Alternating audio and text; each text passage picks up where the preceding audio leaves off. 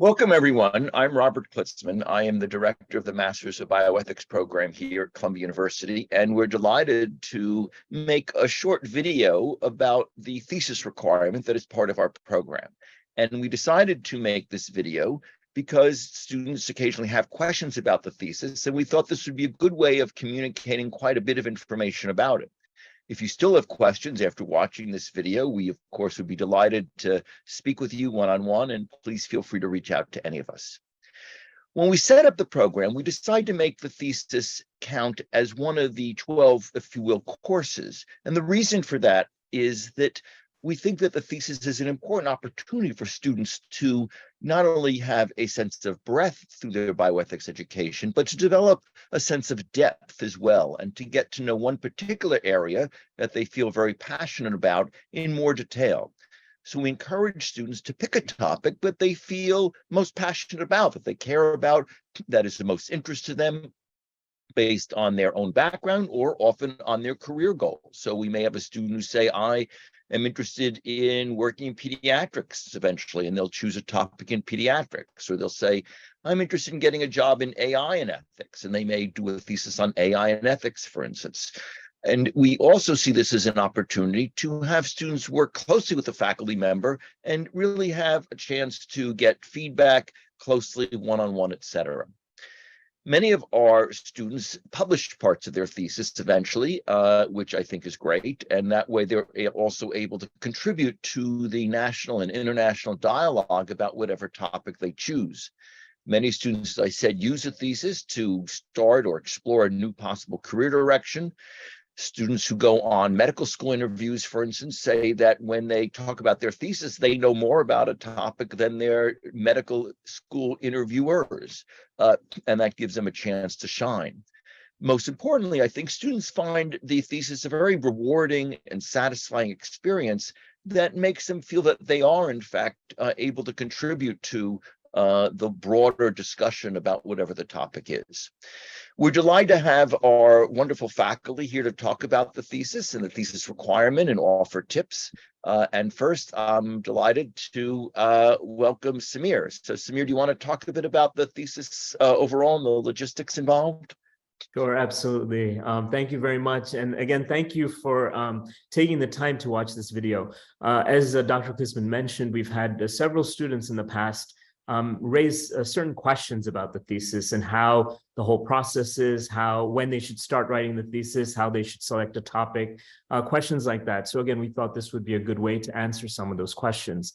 As Dr. Klitzman mentioned, it's a great opportunity for you to write on a topic that you feel especially passionate about or are interested in.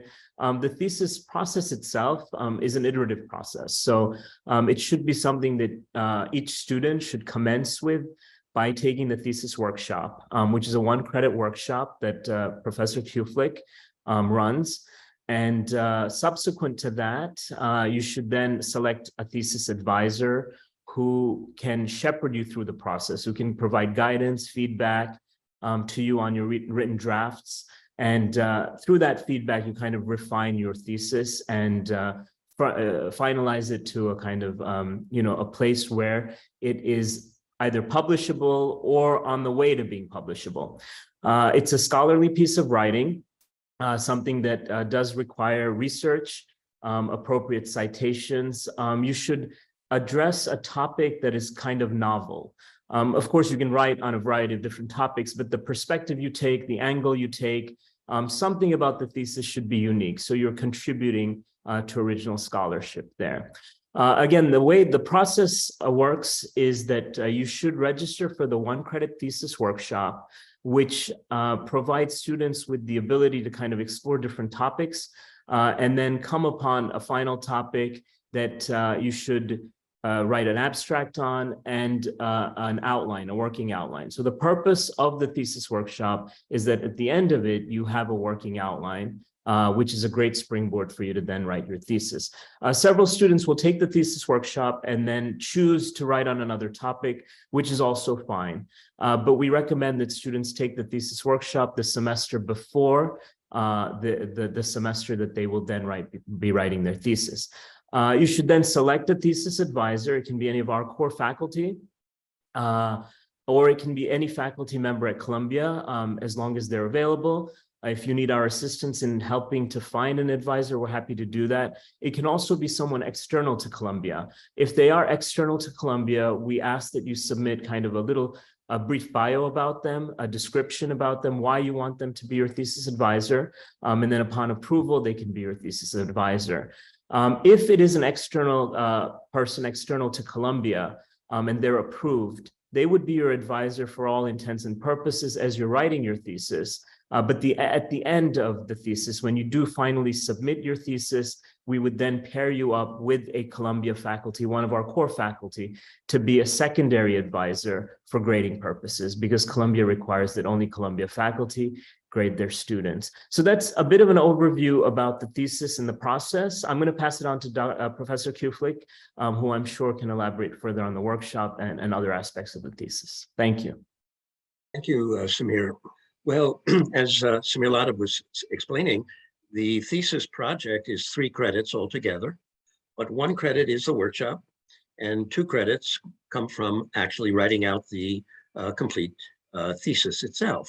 So what do you get for 1 credit? What do we try to accomplish in the workshop? Well, clearly what we're trying to do is get you in a good position to hit the ground running, as it were, to transition from the more formal coursework to writing your paper, but with a greater sense of what you're going to do, not taking on too much to do, not taking on too little to constitute a thesis. So let me just share with you a little bit about that. The one end goal, you might say, of the workshop, as Samir put it, is in fact an outline. And I say, an outline, what's so great about that? You know, well, I'll tell you what I think are some of the benefits. And a lot of people have felt that once they left the workshop, they were in much better position to gain some momentum and some fill in with some appropriate focus what they're going to work on. So one thing to keep in mind, people are scared sometimes, so I can't commit myself to an outline. Well, it is a work in progress, right? It's meant to be a tool at your disposal, not to straitjacket you. In some cases, you might just follow it to a T. You made up this outline after a lot of thought and discussion in the workshop with others. Workshop is sort of basically a support group. But in other cases, it actually seeing things in more outlined form, it helps you to see more clearly sometimes how some things you were thinking of doing, of including, can actually be left aside. You have enough other good material that can stand on its own, and this isn't necessarily the last thing you're going to do.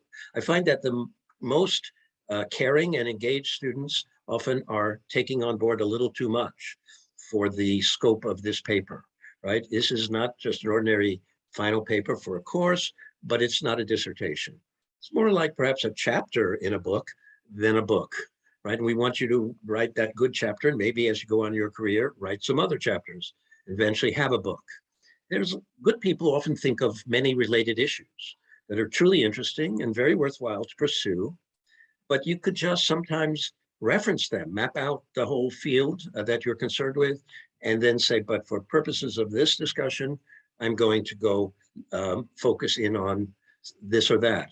Now, this will help you not have a project that's just too complex and too lengthy to complete in the time that you have, and in the space of about 25 to say 40 pages at most. Some elements of what you plan to do, right, can be identified but left aside. Here's the other thing that an outline can help you to do. It can help you see more clearly that some of the things you've put down there, you really do want to include them, but you may need to expand on them a bit more, right? So what is the outline doing? It's helping you to see that you don't need everything you were thinking about. You only need some aspects of that to make a very coherent and important contribution, but it may also help you to see a little more clearly where you need to do a little more thinking, a little more reading, and so forth. Here's a final advantage here in having an outline. You know, you don't need to write it up in the order in which you lay it out. That's the order of the ideal presentation to the readers. But the order of discovery and of actually working things out to your satisfaction could be different. You know, on any given day, you can wake up and work on whichever aspect of the project you find yourself thinking about the most and, you know, grappling with the most. and you get to work on that day. And you get some satisfaction, and I claim some momentum from having done that work. Why was I working on this? Well, it fits in over about here on my larger map of what I'm about. When you've worked on that and filled in at least that one piece of a larger puzzle, you feel good about that, and you get that additional momentum and momentum, right? Okay, so with an outline at hand, you need not get stuck on any one aspect of the project, at least as long as you are in position to work constructively on some other aspect in the meantime.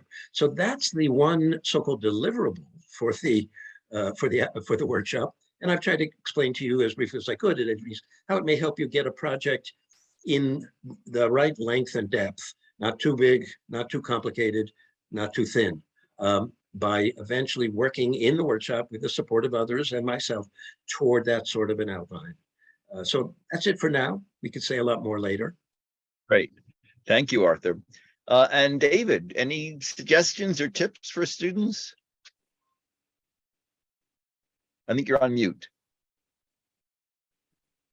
Absolutely. The first piece of advice I give all of my thesis advisees is to relax. Take a deep breath and enjoy the experience, because it's a unique opportunity to write something that you can't get wrong because you have a thesis advisor. There's going to be someone to help you steer your way through all of the challenges of writing something that is an important contribution to our field, even if it's an important contribution only in a narrow slice of one topic, and that's really fine. The next piece of advice I give all of my advisees is to think about your topic as early as possible so that you can think about it a lot and change your mind a few times. You might start with a very broad topic, and I might suggest, narrow this down. Or you might start looking at something too narrow, and I might suggest that you think about a broader application of your thesis, right? The thesis paper should contain a thesis, a position, an insight, an argument. And if you get started early, you can have fun with playing with your ideas before you settle on what you are actually going to write about. And next, I urge all of my advisees, and I think this is the most fun part of the process, to think about who their audience is. Think about who will read the thesis in its full form, and think about who would be an audience for an abbreviated version of the thesis that would be provided to share your insights with some segment of the bioethics community. And of course, finally, and perhaps most importantly, I ask all of my advisees to edit ruthlessly. So I have a little monograph that was produced by Malcolm Forbes, the person who founded Forbes magazine.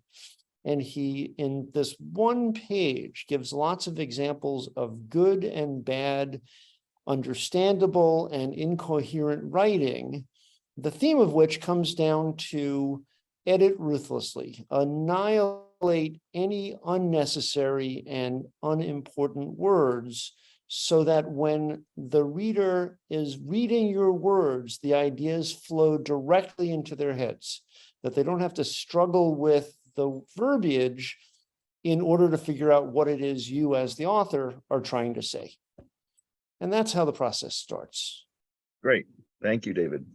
Samir, any thoughts about deadlines and other matters?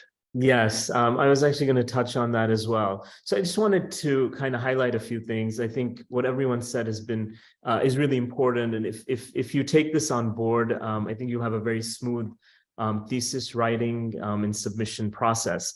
We have deadlines that are included in our student handbook, so you should refer to those. Sometimes they do change slightly. So depending on when you're looking to graduate, when you're looking to have your degree conferred, please abide by those deadlines. We have degree conferral in February, in May, and in October. Of course, May is the big commencement, and that's where we have graduation.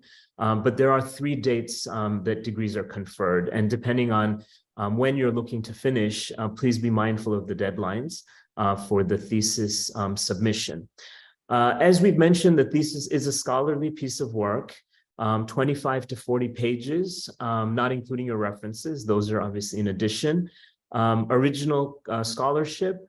And as far as the process, which I think everyone has touched on, but if I may just kind of give it a brief overview of that, I would say that when you do register for the thesis workshop, it should be towards the end of your program. So as you're completing the program. So do not register for the workshop in your first semester in the program. We want to make sure that you've had the opportunity to explore different topics, to really get a sense of issues. And perhaps through that process, you may think that, oh, I was originally going to write on this, but now I feel like I want to write on something else. I'm more interested in this particular area. So we want to give students that ability to really kind of take in all of the things that we talk about in the program and then decide on what they want to write on. So make sure that you take the thesis workshop towards the end of the program.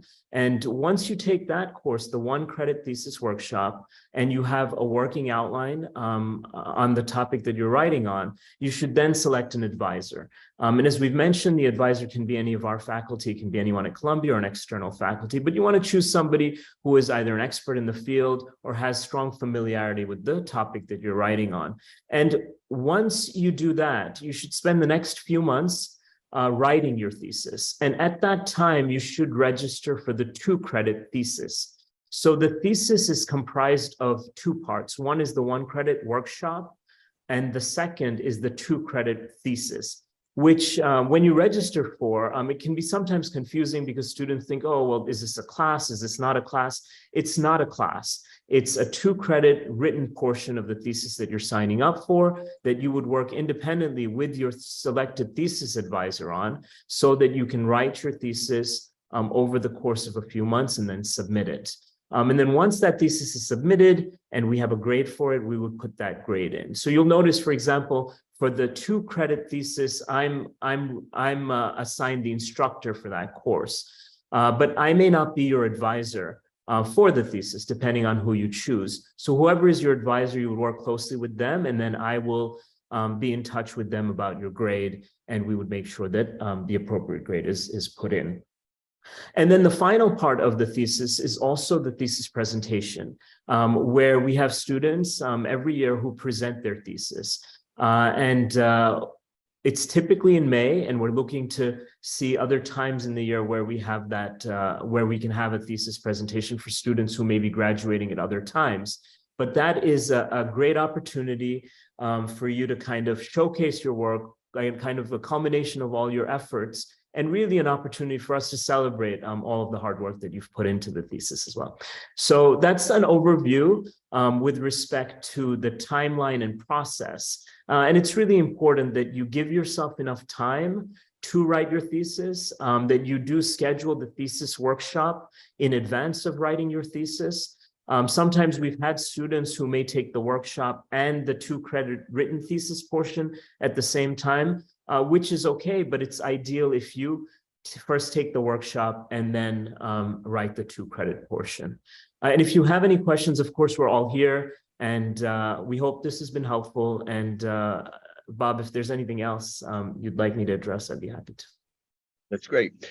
Arthur, other tips or examples of past theses or suggestions? Yes, well, I would second what Samir said about taking it a bit later, but I would qualify that as Samir, I think, and I agreed yesterday, it needn't be the very last thing you do, right? It could be next to the last, because people do, as they take courses, in my experience, they thought they would write about this area of bioethics, but they took a course a little bit further along. And as David said, they changed their mind because that course inspired them to get into this other area of bioethics even more. So yeah, you want to find something that really engages you, right? Your best work is done when you care about it the most, and it really motivates you to think about it and to work on it.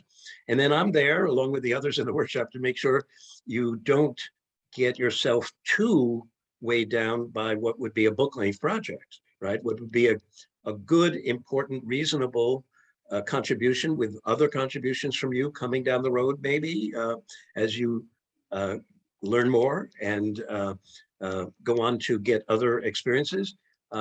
It isn't the last thing you have to do, or it isn't your magnum opus. I could get somebody smiling every time in the workshop when I said it's not a magnum opus, it's just a very good paper. She started to laugh every time. I think she wanted to do a magnum opus, and she was finding it therapeutic to realize this doesn't have to be that yet. I mean, you know, it's still early in your bioethics career. You'll have a chance to build up and eventually do that magnum opus. But don't be blocked, right? As David says, relax. Don't let this kind of grandiosity get in your way, because you all will have good things to contribute, and we help you try to find which area you can be most comfortable in and enjoy working on and learning from, and helping others to learn from what you write. And I would just add one more thing. I've having gone through the program myself, I took the thesis workshop, and you know, some students have questions about how the workshop runs.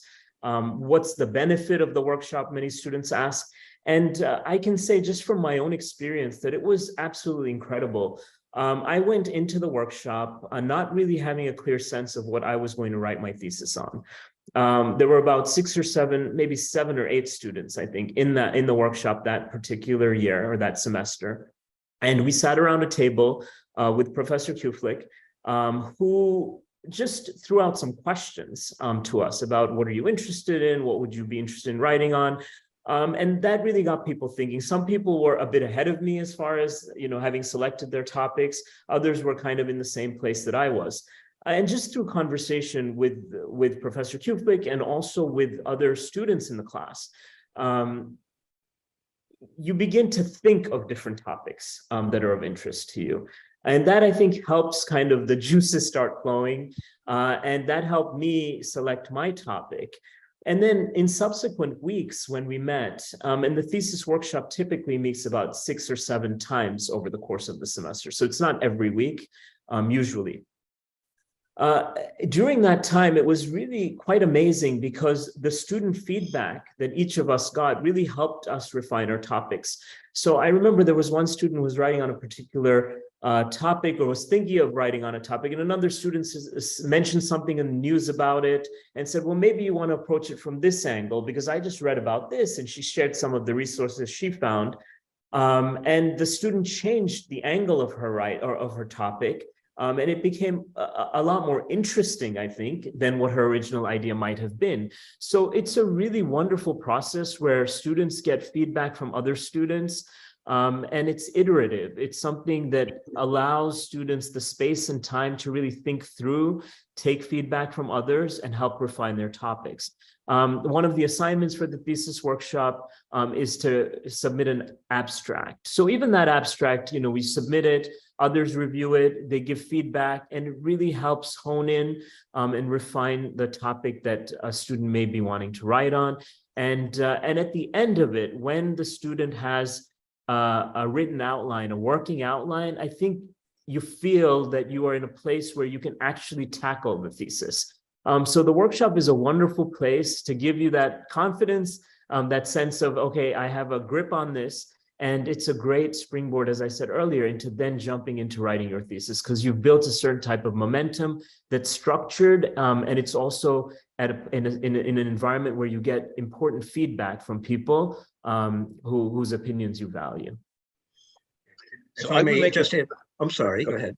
Go ahead. I was just going to spring off of what Samir said. He's emphasizing something that I didn't quite mention as explicitly, that it is not just a support group, but a place where you can derive some comfort from the companionship of others, right? That they are going through the same process. Some a little bit further along, some less further along than yourself. And you get moral support and you get intellectual support. So it helps make a transition. So that when you do start the actual writing, you seek an advisor, the advisor is more happy to take you on board. Oh, I see you've done a lot of thinking about this. As David was saying, maybe the advisor will tweak it a bit, take out this, add that, approach it from this way as well. But your chances of getting the advisor you would like to have are improved because you've already got some kind of orientation to what you're doing, and your motivation has been enhanced by the fact that you've been with others, and you've gotten to a point where you figure there's nothing more to do now, really, but to start writing it out and seeing which parts I can really build up and which parts I will save for another day. So that's all I wanted to add now. Thank you. Great. I would make a few other points, and I think everything that was said was terrific. So one is the deadline's important. So every year, some student the day before graduation sends us his or her thesis and say, here's my thesis, I'm ready to graduate tomorrow. And we have to say, no, we recommend that theses, according to the schedule, really be submitted sort of, however many weeks, about 1 or 2 months before you want to graduate, so that your advisor can read it thoughtfully, give you feedback, give you a chance to revise it, and really make it as good as possible. So that's why we have the deadline, just FYI. The other, in terms of original research, original thought, it shouldn't just be a book report. In other words, it shouldn't just be about an issue, whether it's, physician aid in dying or IVF or stem cells or CRISPR or COVID policy. It shouldn't just be, person A said A and person B said B and person C said C.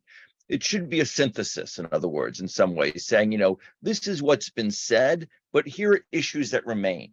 Or, here this person says this and that person says that. Well, how do these fit together? I'm going to explore that. Or here are some areas that haven't been tackled, or here's a different perspective on it, et cetera. So just to give you an idea.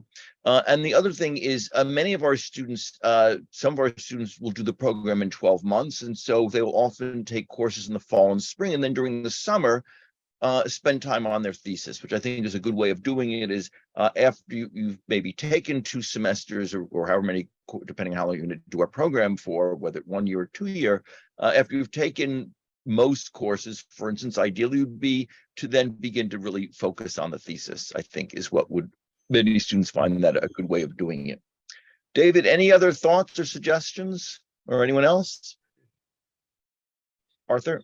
Yes, I think what you said is just right. We do try to give people guidance to locate relevant literature, but the literature is not there for you to do a book report on. It's there for you to see what conversation has been going on, and you can then, as it were, expound that conversation, and moderate it and critique it.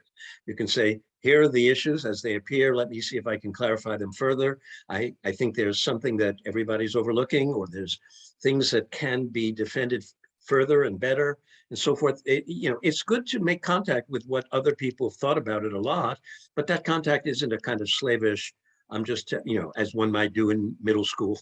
Let me tell you what they said, right? It's a more critically reflective offering of that conversation. You say synthesizing, crystallizing, clarifying, and contributing something more to it. This is the conversation among the people who've thought about it a lot, and here's my take on that and my further contribution. I think they're all in need of, taking account of something or other that's been overlooked, or what's really at issue between this side and that side is something that neither side has recognized, or something like that. There are a lot of different stories I could tell in the abstract, but it works, of course, much better when we're working on, as Samir was suggesting, particular tentative topics. And it's okay to have a very tentative topic and then switch it to have a topic and narrow it down, have a topic, build it out a bit. The workshop is there to help you get sort of the right scale and depth on what you're going to do for this particular purpose.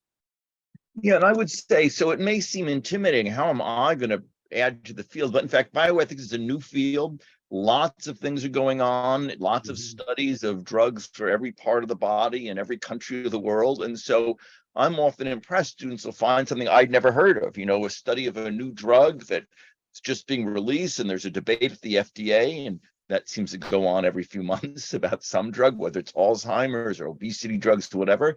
And often there's not really been any bioethical sort of attention to it. What's behind the controversy about a new Alzheimer's drug that has been debated, or the FDA is not sure what to do with. So there's lots and lots of things to think about that people haven't thought about. I would say one of the things I find is often students say, well, I want to write about genetics.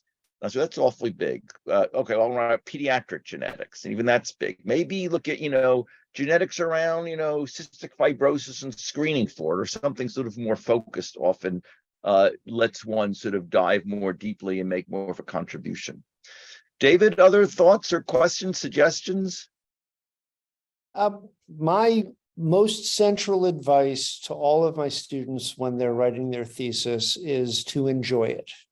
It's really a unique opportunity to take a look at something that the student cares a lot about and that matters to the development of the field of bioethics.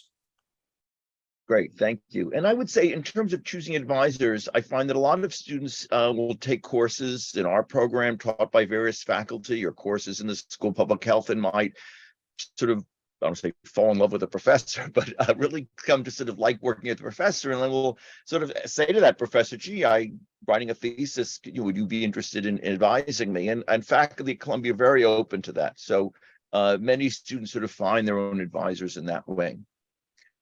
Well, I think there's been a lot of information, and we will also have various examples of theses from the past, and we have videos of past of student presentations of their theses that are available, etc. Let me just see if any of our core faculty have other thoughts, comments, suggestions. I would just add that in addition to this video, the material, a lot of what we've discussed is also in the student handbook.